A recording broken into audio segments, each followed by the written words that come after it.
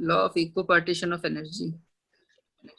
ये कोर्स तुम लोग के कोर्स से डिलीटेड है ये टॉपिक, बट तब भी इसके बिना समझे आगे कुछ और समझ में नहीं आएगा।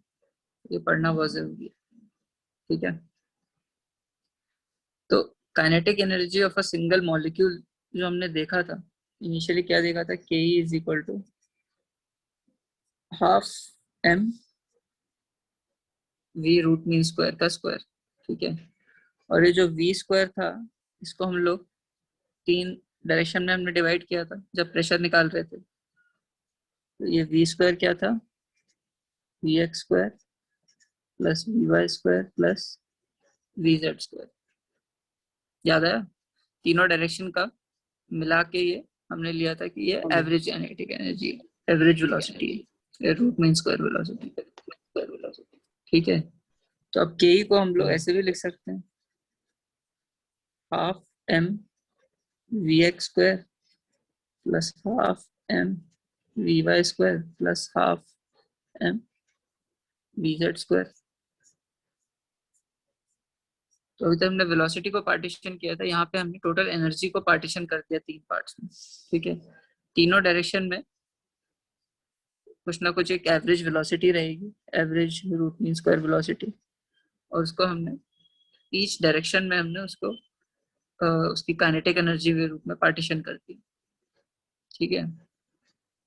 और हमें क्या पता है कि ये half M V bar square ये हमारा इसके किसके इक्वल था, हमने निकाला अभी, इसके इक्वल था ये 3/2 KBT। ये भी हमने निकाला ना, ठीक है।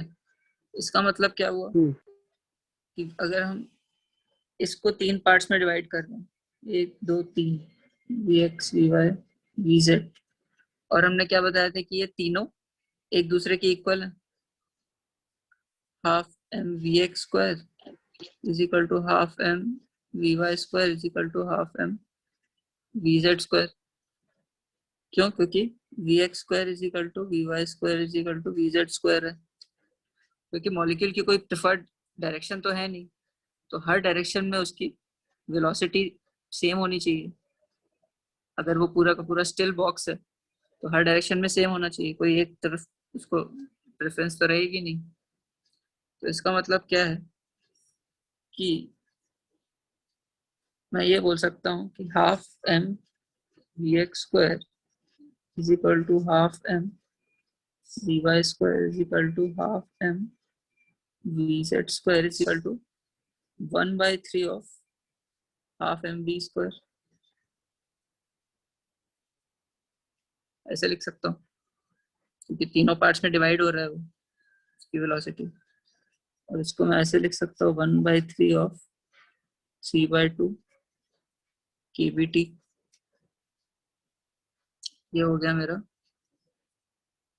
Half KBT। तो इसका मतलब क्या हुआ कि हर कंपोनेंट की जो मेन एनर्जी है वो इक्वल हो गई half into KB into temperature, ठीक है।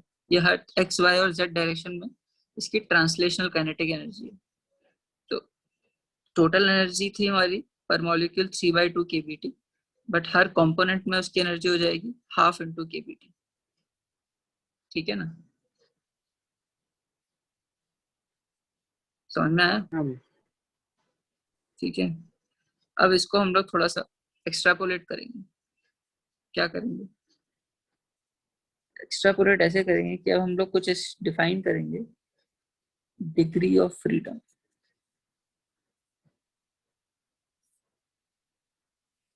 डिग्री ऑफ फ्रीडम से क्या मतलब है कि समझ लो अभी हमने जो गैस पार्टिकल लिया था, गैस मॉलिक्यूल लिए थे, वो एक कंटेनर में थे और हमने क्यूब में लिया था, समझ लो उसको। तो क्यूब में क्या था कि तीनों डायरेक्शन में एक्स वाई जेड तीनों डायरेक्शन में वो मूव कर सकता था जो मॉलिक्यूल था, है ना। वो एक्स डायरेक्शन में भी घूम सकता है, वाई डायरेक्शन में भी घूम सकता है, और जेड डायरेक्शन में भी जा सकता है। तो इसको हम लोग बोल सकते हैं कि उसके पास 3 डिग्री ऑफ फ्रीडम है, मतलब तीन तीन डायरेक्शन है उसके पास जहाँ पे वो मूव कर सकता है, ठीक है ना। और हर एक डायरेक्शन की वजह से उसके पास एक रिलेटेड काइनेटिक एनर्जी है, हर डायरेक्शन के उसमें उसके पास हाफ केबीटी है, ठीक है। ये तो था जब 3 डायमेंशन में मूव कर रहा था। समझ लो उसके हमने मॉलिक्यूल लिया जो एक 2 डायमेंशनल बॉक्स के अंदर बंद है, ठीक है। एक हमने मॉलिक्यूल लिया जो सिर्फ 2 डायमेंशनल बॉक्स के अंदर बंद है, तो सिर्फ उसके पास 2 ही डायरेक्शन है, और सिर्फ एक्स और वाई, ठीक है। तो अब इसकी वेलोसिटी के कंपोनेंट्स क्या होंगे, सिर्फ वी एक्स और वी वाई। समझ लो ये जो मेरा प्लेन है, स्क्रीन का प्लेन है, सिर्फ इसी में मूव कर सकता है मॉलिक्यूल, प्लेन से बाहर नहीं आ सकता, ठीक है ना। तुम्हारे जो फोन है उसी स्क्रीन से उस 2D प्लेन में ही वो अटका हुआ है।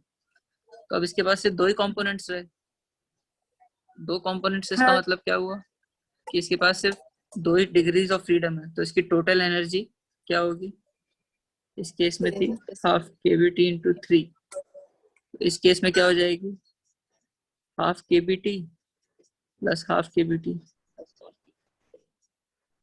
सिर्फ 2 ही डिग्रीज ऑफ फ्रीडम है और 2 ही डायरेक्शन है मूवमेंट के लिए, तो इसकी टोटल एनर्जी कम हो जाएगी। ऐसे अगर एक और मॉलिक्यूल लिया जो सिर्फ एक्स डायरेक्शन में घूम सकता है, सिर्फ एक्स डायरेक्शन में जा सकता है, इसकी एनर्जी कितनी हो जाएगी, इसकी एनर्जी सिर्फ हाफ केबीटी हो पाएगी, ठीक है। ये समझ में आया कि जितने उसके हाँ। पास डायरेक्शन मूवमेंट के हो रहे हैं यहाँ पे, सिर्फ उतने ही उसकी उसकी एनर्जी उसमें आ पा रही है कि एक कंपोनेंट की एनर्जी हमने निकाली है हाफ केबीटी, तो 2 कंपोनेंट होंगे तो सिर्फ 2 हाफ मल्टीप्लाई। केबीटी इंटू 2, और सिर्फ एक ट्रांसलेशनल काइनेटिक अगर एक ही डायरेक्शन में उसके पास है तो सिर्फ हाफ केबीटी हो जाएगी, ठीक है। तो डिग्री ऑफ फ्रीडम क्या डिफाइन करता है, डिग्री ऑफ फ्रीडम बताता है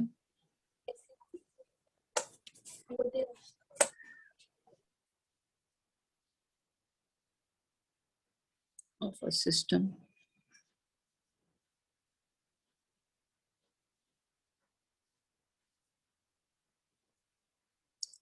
as the total number of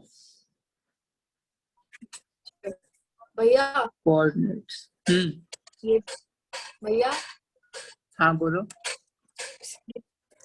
ये टॉपिक डिलीटेड है। ये तो मैंने तुमको पहले ही बताया था, सुन नहीं रहे हो। आवाज बहुत स्लो आ रही है होने का।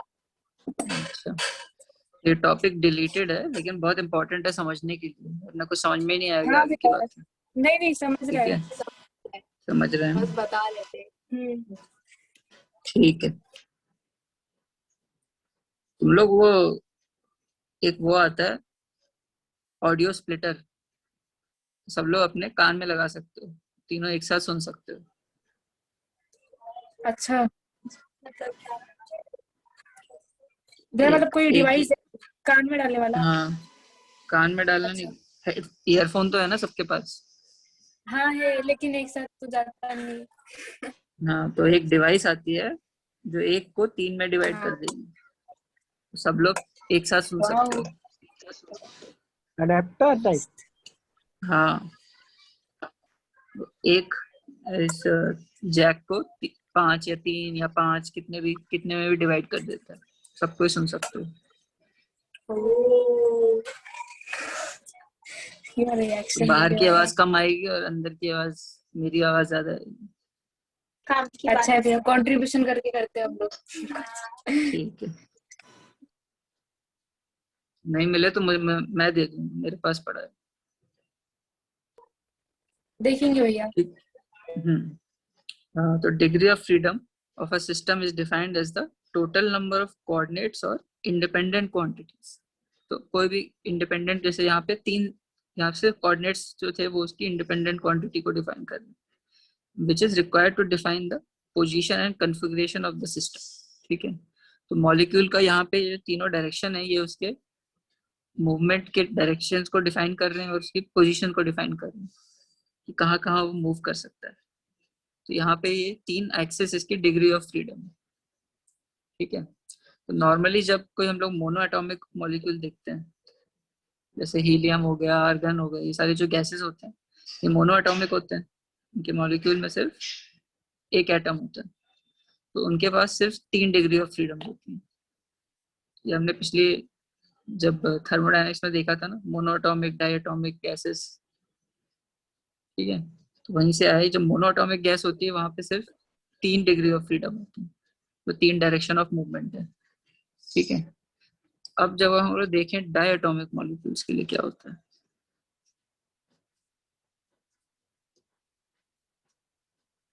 ये सिस्टम का डायरेक्शन कैसे बताएगा, समझा नहीं। मतलब ज्यादा मॉलिक्यूल जिस तरफ उस तरफ सिस्टम का डायरेक्शन। सिस्टम का डायरेक्शन नहीं है, ये बता रहा है कि मॉलिक्यूल्स जो अंदर सिस्टम मतलब है कि जो मॉलिक्यूल्स हैं उसके अंदर, उसको अगर हमें डिस्क्राइब करना है तो उसके मूवमेंट को डिस्क्राइब कर रहे हैं ये 3 डायरेक्शन। सिर्फ इन 3 डायरेक्शन से तुम उसके सारे के सारे मॉलिक्यूल्स के पोजीशन और उसके मूवमेंट को डिफाइन कर सकते हो। तो अगर तुम्हें उनका, जैसे तुम्हें कोई भी कहीं भी किसी भी ऑब्जेक्ट की 3 डायमेंशनल पोजीशन तुम्हें डिफाइन करनी होती है, तो तुम्हें से 3 चीजें चाहिए, उसका एक्स, वाई और जेड कोऑर्डिनेट, है ना। तो अगर तुम्हें किसी मॉलिक्यूल की काइनेटिक एनर्जी डिफाइन करनी है तो तुम्हें सिर्फ 3 एनर्जी चाहिए, उसकी एक्स डायरेक्शन में काइनेटिक एनर्जी, वाई डायरेक्शन में और जेड डायरेक्शन में काइनेटिक एनर्जी, है ना। तीनों डायरेक्शन में बस उसकी एनर्जी चाहिए तुम्हें, तो उससे तुम उसकी टोटल काइनेटिक एनर्जी डिफाइन कर सकते हो, है ना। हाँ हाँ। तो उसी चीज को ये डिस्क्राइब कर रहा है कि मेरे पास अगर ये तीनों डायरेक्शंस निकल आए तो ये 3 डायरेक्शन से मैं डिफाइन कर सकता हूँ कि वो मॉलिक्यूल कैसे मूव कर रहा है, ठीक है। अब हम लोग डायटॉमिक देखते हैं तो समझ में आएगा कि ये इंडिपेंडेंट क्वांटिटी और डिग्रीज ऑफ फ्रीडम क्या है, ठीक है। अब जो हमारे पास एक डायटॉमिक मॉलिक्यूल है, इसमें हमारे समझ लो ऐसे 2 मॉलिक्यूल्स हैं, ठीक है।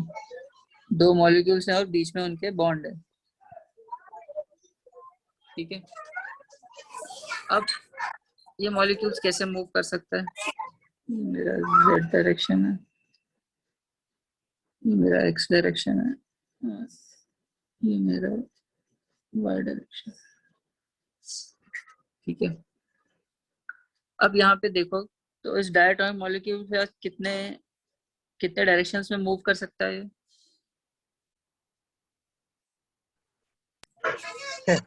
दोनों 2 2 डायरेक्शन में मूव कर सकता है। कौन से 2?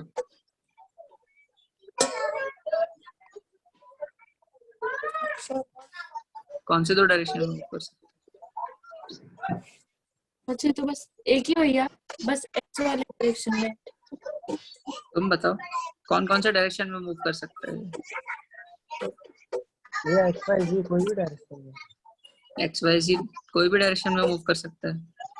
ये जो मॉलिक्यूल्स है ये इधर भी जा सकता है, या वाई डायरेक्शन में जा सकता है, या जेड डायरेक्शन में जा सकता है, कहीं भी जा सकता है ना मॉलिक्यूल। तो इसके पास तीनों कैसे? डिग्री ऑफ, कैसे मतलब मॉलिक्यूल इधर जा नहीं सकता है वाई डायरेक्शन में, या जेड डायरेक्शन में मॉलिक्यूल नहीं जा सकता।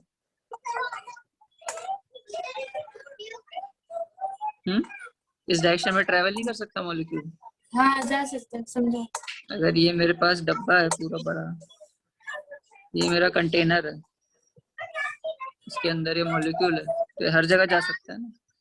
ये इधर भी जा सकता है, ये वाई डायरेक्शन में भी जा सकता है, जेड डायरेक्शन में भी जा सकता है, इधर भी जा सकता है, हर जगह जा सकता है मॉलिक्यूल, है ना। कोई भी डायरेक्शन में जा सकता है, ठीक है। तो इसके पास 3 डिग्री ऑफ ट्रांसलेशनल मोशन, ठीक है। तीनों ट्रांसलेशनल मोशन ये तीनों डायरेक्शन में कर सकते हैं, बट ये और भी चीजें कर सकते हैं। क्या कर सकता है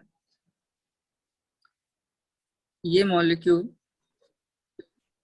जेड डायरेक्शन के टर्म, अगर जेड डायरेक्शन को मैं वो ले लूं, क्या बोलते हैं, एक एक्सिस ले लूं, तो उसके अराउंड ये रोटेट भी कर सकता है।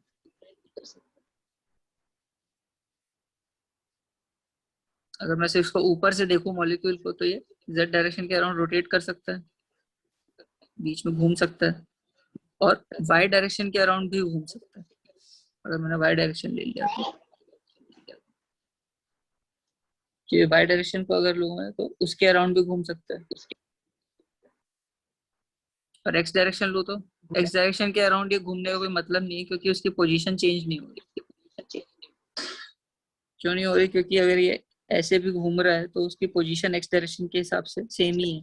अगर ये मॉलिक्यूल इधर आ जाए और वो मॉलिक्यूल इधर आ जाए तो उस मॉलिक्यूल के एक्चुअल पोजीशन में कोई डिफरेंस नहीं आ रहा, हम उसको डिफरेंशिएट नहीं कर सकते। बट z डायरेक्शन के टर्म्स में अगर ये घूम रहा है तो ये ऐसा हो सकता है, एक पॉइंट पे ऐसा हो सकता है, और चेंज होता रहेगा।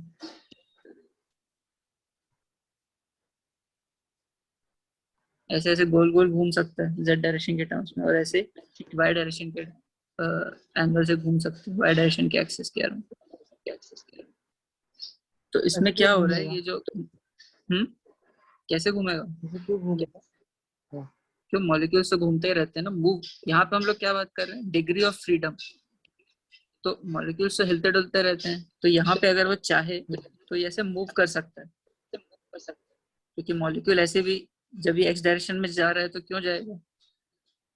क्योंकि उसके पास फ्रीडम है मूवमेंट की एक्स डायरेक्शन में। ऐसी वाई डायरेक्शन में जब जा रहा है तो उसके पास फ्रीडम है वाई डायरेक्शन में जाने की, इसलिए जा रहा है। जेड डायरेक्शन में भी फ्रीडम है उसके पास जाने की। अब तुम्हें खेलने का मन करता है तो अगर ग्राउंड में जाने दिया जाए तो जाओगे ना। वैसे मॉलिक्यूल का भी मन करता है खेलने कूदने का। ठीक है, तो उसको जो फ्रीडम दी हुई है, अलग अलग डिग्री ऑफ फ्रीडम, वो हम लोग डिफाइन कर रहे हैं। तो ये ट्रांसलेट भी कर सकता है और घूम भी सकता है। ठीक है, अलग अलग एक्सिस के अराउंड घूम भी सकता है। तो सर क्या हो रहा है अराउंड ये? घूमने से क्या डिफरेंस? तो उसकी पोजीशन चेंज हो गई, तो वो घूम रहा है। तो अगर रोटेट कर रहा है तो उसके अंदर कुछ एक काइनेटिक एनर्जी आएगी, जिसको हम लोग क्या बोलते हैं? जो इनिशियल एक्स वाई जेड में जो है वो है उसकी ट्रांसलेशनल काइनेटिक एनर्जी। बट जो हमने पढ़ा था कहा, रोटेशनल डायनामिक्स,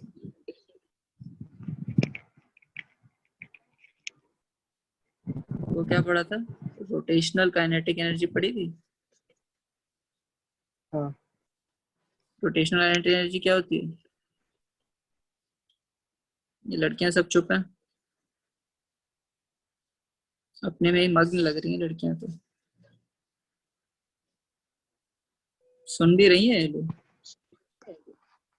हाँ भैया। तो क्या होता है रोटेशनल काइनेटिक एनर्जी?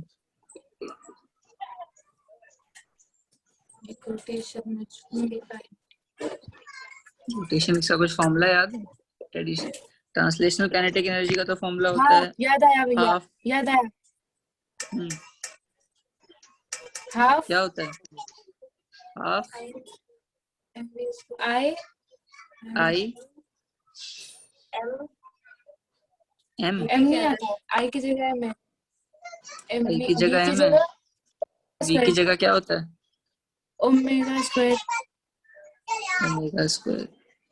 ठीक है, तो हाफ आई ओमेगा जो इसका average root mean square angular velocity होगी, उसके उसके टर्म्स में इसके पास रोटेशनल काइनेटिक एनर्जी भी आएगी। अब तो जितनी एनर्जी अब इसको प्रोवाइड हो रही है, अब ये सिर्फ 3 डिग्रीज में डिवाइड नहीं हो रही, क्योंकि जो हमारा सिंगल मॉलिक्यूल था तो सिर्फ ट्रांसलेशनल काइनेटिक एनर्जी कर सकता है, वो सिर्फ मूव कर सकता था।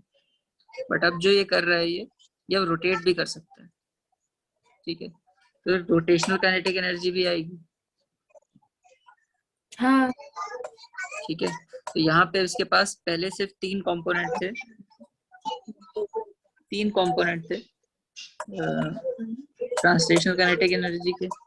अब इसके पास 2 और कंपोनेंट आ गए रोटेशनल काइनेटिक एनर्जी के। ठीक है, अब एक और चीज होती है कि जब रियल मॉलिक्यूल्स होते हैं उनके पास एक और टाइप की एनर्जी होती है, जब ऐसे मॉलिक्यूल्स होते हैं और इनके बीच में एक बॉन्ड रहता है, तो एक और हाँ चीज हो सकती है, अगर ये रिजिड नहीं है, नॉर्मली मॉलिक्यूल्स हम लोग मान के चलते हैं कि एकदम फिक्स्ड, बट रियल लाइफ में मॉलिक्यूल्स ऐसे फिक्स नहीं होते, तो क्या हो सकता है, ये मॉलिक्यूल्स एक दूसरे से क्लोज आ सकते हैं और या फिर दूर जा सकते हैं।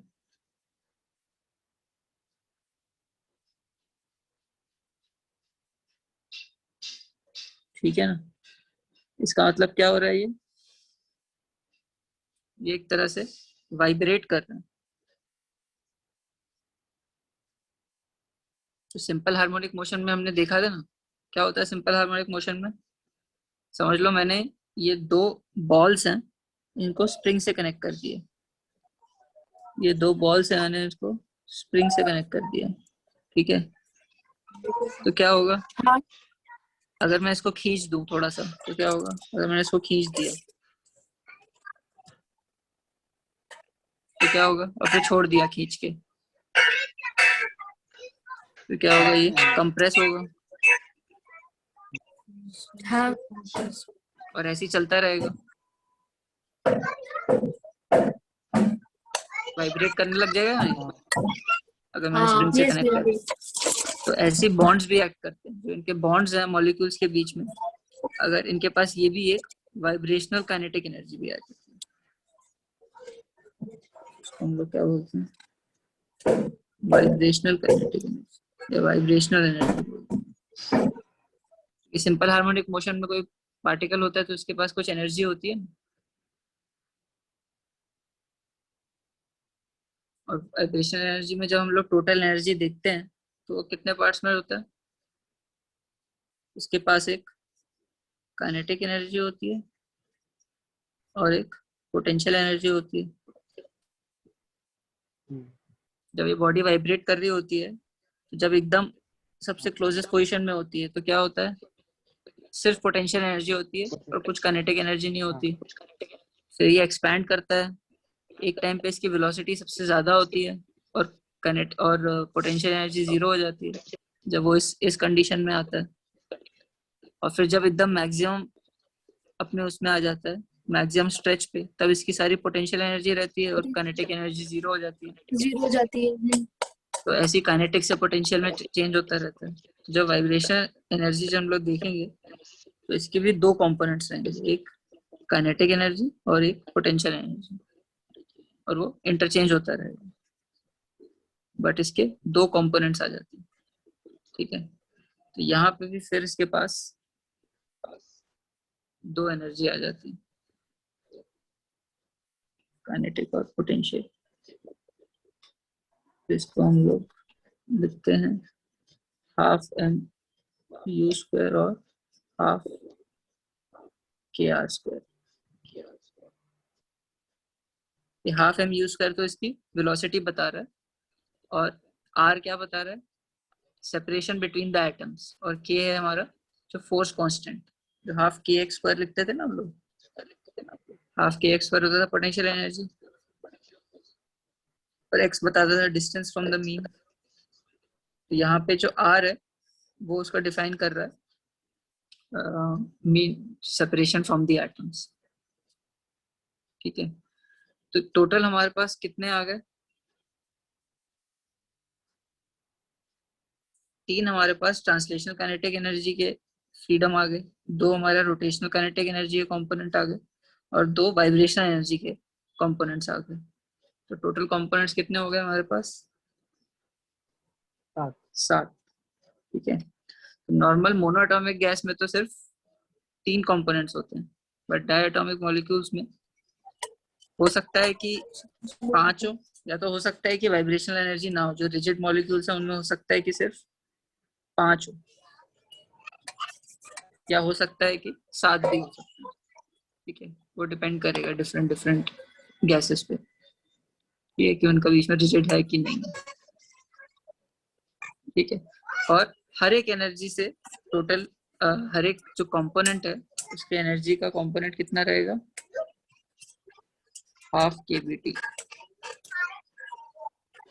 ठीक है। हर एक कंपोनेंट में टोटल एनर्जी हमारी रहेगी हाफ केबी की।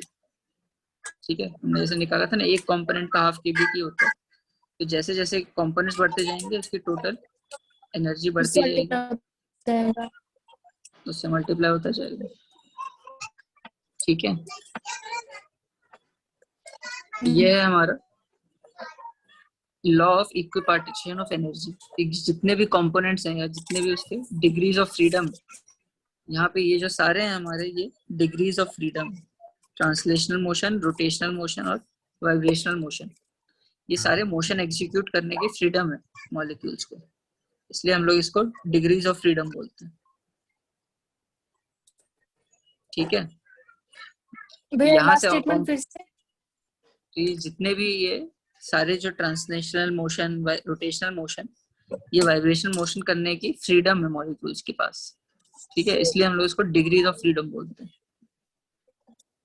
तो जितने जितने हाँ इसके पास डिग्रीज ऑफ फ्रीडम रहेंगी उतनी ज्यादा इसकी एनर्जी रहेगी, या उतने ज्यादा कंपोनेंट्स में डिवाइड होगी उसकी टोटल एनर्जी। ठीक है, तो इसलिए मोनोएटॉमिक डायटोमिक गैसेस की जब हम बात करते हैं, इसलिए उनकी partition of energy different different होता है, क्योंकि उसके अंदर degrees of freedom different different होते हैं मॉलिक्यूल्स में। अगर मैं हीट दूंगा मोनोटॉमिक मॉलिक्यूल को तो क्या होगा, वो सारी की सारी उसकी काइनेटिक एनर्जी में चला जाएगा। बट अगर मैं डायटोमिक मॉलिक्यूल को हीट करूंगा तो क्या होगा, थोड़ा उसकी ट्रांसलेशनल काइनेटिक एनर्जी में जाएगा, थोड़ा रोटेशनल काइनेटिक एनर्जी में जाएगा, थोड़ा वाइब्रेशनल एनर्जी में जाएगा। ठीक है, डिफरेंट डिफरेंट कंपोनेंट्स में डिवाइड होते हैं। तो यही है हमारा law of equipartition of energy की, सारे पार्टीशंस में इक्वल एनर्जी डिस्ट्रीब्यूट हो, सारे डिग्रीज ऑफ फ्रीडम में। ठीक है, भैया हाँ बोलो। हाँ मैम।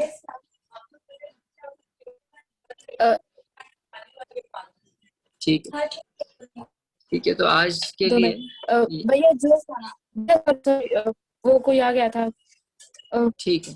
जो हाँ, तो मैं यही बोल रहा था। पार्टिकल्स हाँ, बना है ना डायग्राम हम्म, में जेड वाई और एक्स में, तो वो हम्म। कैसे रोटेट होंगे, एक बार बता दो। रोटेट, ये तुम्हें थोड़ा सा ठीक है। इमेजिनेशन यूज करनी पड़ेगी। हाँ तो वही थोड़ा इमेजिन करें, बताइए।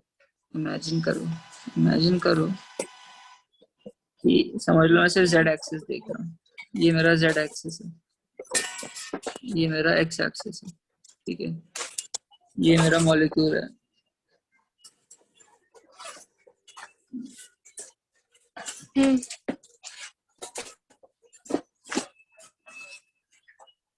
ठीक है, ये मेरा मॉलिक्यूल है, इनके बीच में बॉन्ड है।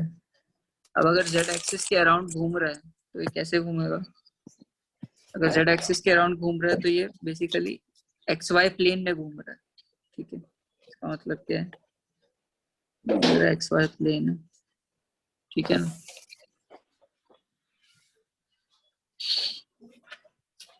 ये मेरा एक्स वाई प्लेन है, तो ये सिर्फ एक्स वाई प्लेन में घूम रहा है।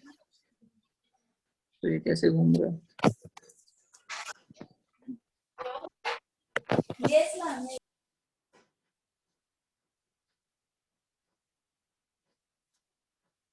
ठीक है, ऐसे रोटेट करेगा।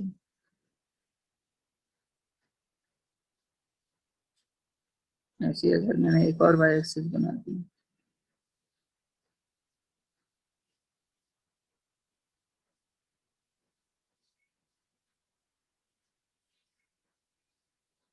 ठीक है, ऐसे रोटेट कर रहे हैं।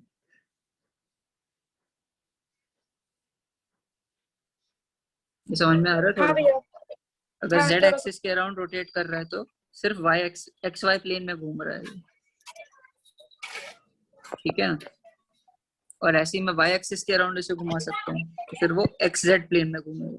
अगर मैं इसको एग्जैक्ट प्लेन में मूव करेगा। एक्स जेड प्लेन में घूम करेगा, और मैंने अगर ये वाला वाई एक्सिस बना रखा है, ठीक है, तो अब क्या होगा, ये ऐसे घूमेगा, ये रोटेट करके ऐसा जाएगा,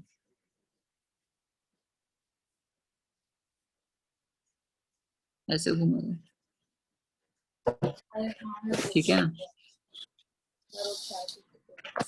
अगर एक्स एक्सिस के अराउंड घुमाऊंगा तो कैसे घूमेगा? अब हमने बोला था ना एक्स एक्सिस के अराउंड कोई मीनिंग नहीं है। क्यों मीनिंग नहीं है? हाँ वो वाइट प्लेन में क्यों रिमूव करना? एक्सप्लेन नहीं रहेगा ना। वो एक्सप्लेन में ही रहेगा। अगर एक्स एक्सिस के अराउंड घूम रहा है तो बस एक दूसरे के अराउंड ऐसे ही घूमता रहेगा, ये ऐसे ही घूमता रहेगा, मतलब तो उसका कोई स्क्रीन के मीनिंग ही नहीं बाहर आ हुआ। रहे हैं, अंदर जा रहे हैं, स्क्रीन के बाहर आ रहे हैं, अंदर जा रहे हैं। तो उसका कोई मीनिंग ही नहीं है। वो एक्चुअली मॉलिक्यूल वही रहेगा। ये मॉलिक्यूल का सब जगह से सेम ही होता है ना, स्फेरिकली सिमेट्रिकल होता है। तो ये बस इसका एक्सिस घूम रहा है, इसका मॉलिक्यूल ऐसे ही घूम रहा है, तो उसका कोई मीनिंग ही नहीं है ना। तो इसलिए एक्स एक्सिस के अराउंड इसका कोई मीनिंग नहीं है। सिर्फ वाई और जेड एक्सिस के अराउंड जो घूम रहा है उसका रोटेशनल काइनेटिक एनर्जी आएगी। ठीक है, समझ में आया?